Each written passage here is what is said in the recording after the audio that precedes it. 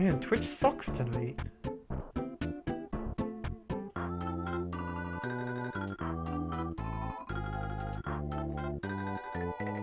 My Twitch page is just frozen too.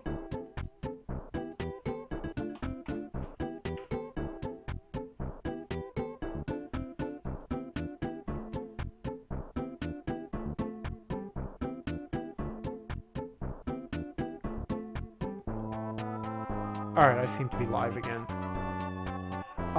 Okay.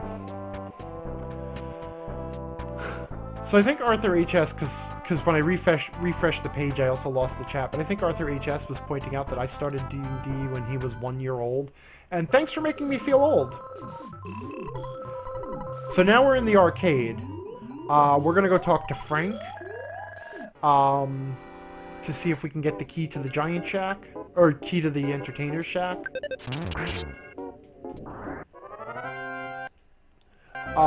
Unfortunately, the auto win isn't going to work here. And I'm at my item max, so we're just going to throw away some cans of fruit juice for hamburgers.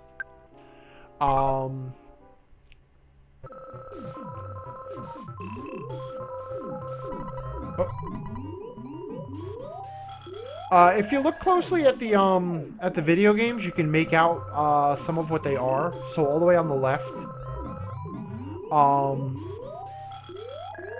the way on the left, you see Donkey Kong, and you can see asteroid Space Invaders in there. And I'm not sure what the one in the middle is supposed to be. I think that it's supposed to be Super Mario Brothers, actually. Hey kid, do you want to become a member? Come back after you finish Earthbound. The game does mention itself a lot. To tell you the truth, I like drinking tea and eating fresh vegetables, but that doesn't fit my super cool image. I guess I'll just have to accept this about myself. Frank has an incredibly powerful weapon. If you get your hands on it, I bet you can stand against any enemy. So Frank, by the way, is the leader of the Sharks. This is an interesting bit of dialogue, too, is spit, spit, spit. Saliva, spit, spit. Do you want some gum? Get your own, twit. And then the other shark comes running up to us and says, when you buy an item that should be equipped, do you bother to actually equip it? I gave a hint to my own enemy. I'm such a rockin' dude. I obviously have total confidence in my own abilities. So you ready to get it on, Spanky? And then we fight the skate punk.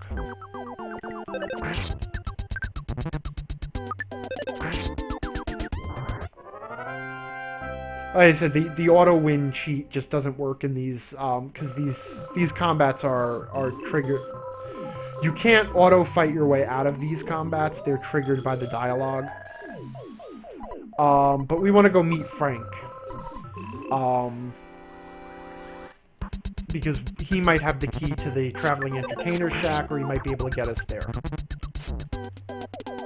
So we fight our way through the sharks.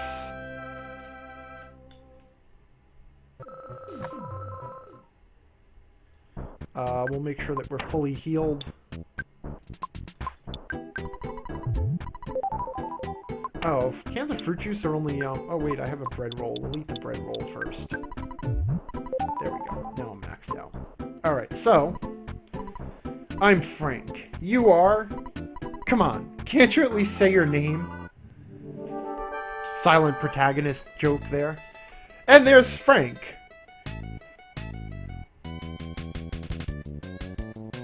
I don't know if you caught it, but the beginning riff of this song was actually sampled from, well, not sampled, but is an imitation of Johnny B. Good. And it actually caused some legal problems for trying to get this game re-released. So anyway, we're gonna go ahead and fight Frank here. You can see he does a lot of damage. And I'm probably gonna get myself killed here, aren't I? Okay, actually, what just happened there is very interesting. Occasionally, if you take enough damage to kill yourself, you will actually survive with 1 hit point, because your guts are high enough to keep you alive. Okay, and then Frank becomes tame, because we hit him with a bat enough.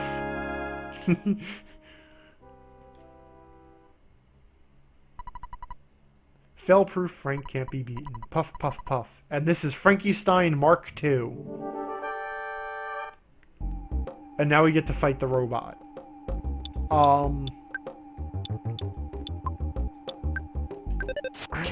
So the robot has a couple of different attacks. First of all, it'll occasionally just generate a burst of steam, which does nothing. And there's a lot of enemies that just do nothing. Like laugh or generate a burst of steam or fall down. He has that punch that does about 20 points of damage, and then he has the ramming attack that does like 35, I think. So you always want to keep yourself above about 35 hit points in this fight. About 30 hit points. Which is why I brought all the extra hamburgers, because you don't have enough psychic points to keep life upping yourself.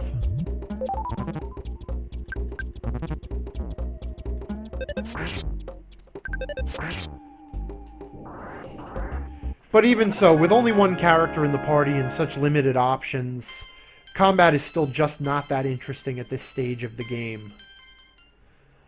Though again, the mechanics do make it...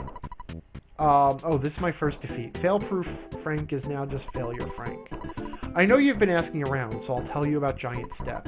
It seems to be quite a powerful spot. Some kind of special power is stored there that allows certain people to perform wondrous feats. However, a monster sucked up all the energy at that spot. It's difficult to get to Giant Step. That's all I know. I suggest you collect more information on your own. The entrance to the path leading up to Giant Step is behind the touring entertainer's shack. Perkle, the mayor of Onnet, has the key to the shack. Ness, you've become stronger than I. Your adventure is just beginning.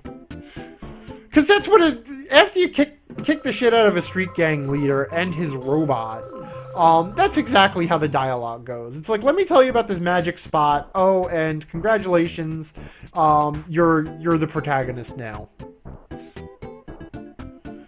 And that, again, is why I love this game so very, very much. But, unfortunately, it's getting kind of late.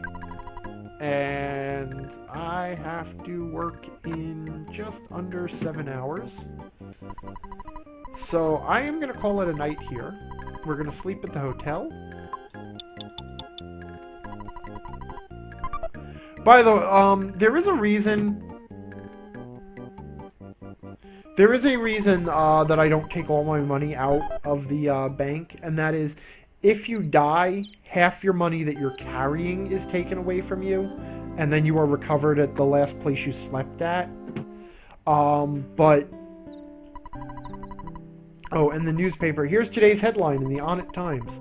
Complaints about sharks gang suddenly melt into thin air.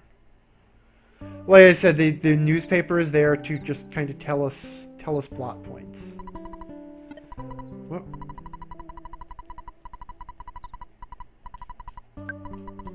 So we're gonna... I clicked through that dialogue really fast, but... okay, Ness? Don't say a word. I know exactly what you're thinking. My son. Who'd have thought he was such a brave kid? Oh yeah, you're a hero, honey. But anyway, the dad, so he'll tell you how much experience you need to get to the next level, then he'll record your game, and he'll say, hey, your dear old dad was thinking about hitting the hay for the night. I've created a record of your adventure to this point. Good night, sleep tight. And then he gives you the option to actually end the game, and we'll go ahead and take that option now. And we're a great team, aren't we? Well, you should turn the power off instead of just pressing reset. Alright? Darabin is saying if he never speaks, how do they know he's the one calling? You know, it's part of the whole running... Like, there were a couple of games at the time that made fun of...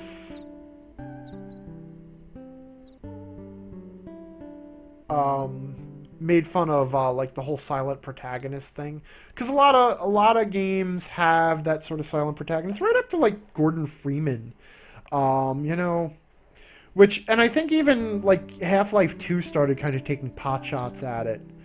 But there was always this sort of question about, how did anybody know you were talking to them? Because they clearly respond to whatever you're saying. Um, and one of the best ones is in Super Mario RPG. Mario Never Speaks. That's a turn-based role-playing game based on the Mario franchise, done by Square, which also absolutely a fantastic game. Um, Not quite as good as like the Paper Mario or Paper Mario: The Thousand Year Door, which was really the height of Super Mario role-playing games, or like Mario and Luigi. I think the Superstar Saga, Partners in Time, those were really good. But anyway, I digress. So Mario's sprite would actually pantomime out the stories that what he was trying to explain to people. So he's trying to explain that, say, the princess got kidnapped and he went to rescue her from Bowser's castle, but then a giant sword fell out of the sky and smashed Bowser's castle, and then the bridge broke. And so the sprite starts running around acting this whole stupid thing out. And it's utterly absurd. And absolutely hilarious. And it was just another pot shot at the whole silent protagonist idea, how silly that would be. You know, one of the saddest things about like the whole silent protagonist thing is, if you played any of the Lego games, like Lego Star Wars, Lego Indiana Jones and stuff, one of the things I found most charming about them was the way they pantomimed out the whole thing, and that they didn't speak. The characters in there, they didn't speak, they didn't use dialogue from the movies or whatever. And I'm trying to remember, I think it was roundabout, was it Lord of the Rings or was it one of the Batman ones, where it suddenly decided, you know what, it's okay, we're just going to have the dialogue, or, we're going to have voice acting or whatever. And the minute that happened, it sucked away like half the humor and charm of the whole Lego oeuvre of what would it be like for these little minifigs to have to act out all of the movie without being able to speak. Or just speak in grunts. I found that delightful. But anyway, that's enough of Earthbound for tonight. If you're interested in seeing it again, let me know. Either say so in the chat right now, or Beautiful Rex saying it was one of the superhero ones that had dialogue in it. That's why I'm thinking it was the Batman one. Not the first Batman one. It was another Batman one. But if you want to see more Earthbound, let me know, because I'm not sure that it's a game that lends itself to streaming.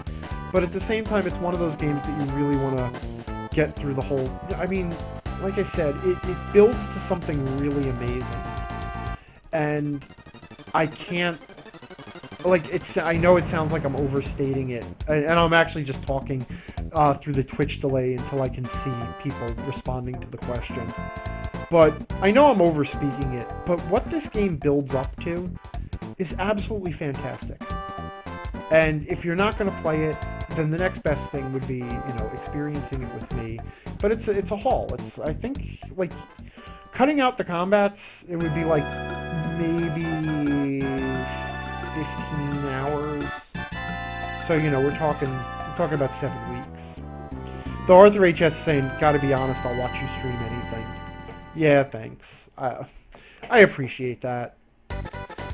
Though I also won't stream anything. I like to be very careful and stream only things that I think would actually make for a good, entertaining stream.